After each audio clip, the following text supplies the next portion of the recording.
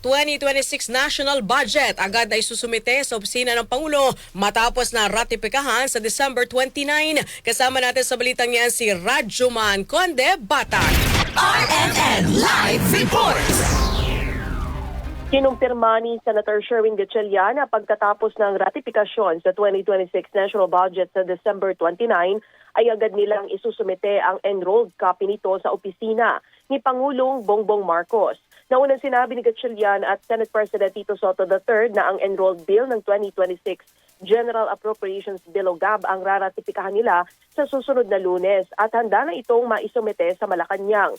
Samantala, sinang-ayunan naman ni Gatchalian ang pahayag ni Executive Secretary Ralph Recto na posibleng sa January 5 pa malagdaan ni PBBM ang budget para tuluyang maisabatas dahil i-review pa ito ng Presidente. Para sa Senador, tama lang na itakda sa unang linggo ng Enero ng susunod na taon ang pagpirma sa pambansang pondo upang matiyak na ang bawat probisyon ay masusing na pag-aralan ng Pangulo. Batid niyang mangangailangan talaga ng sapat na panahon ng Pangulo para ma-review ang higit 4,000 pahina ng enrolled copy ng budget bill.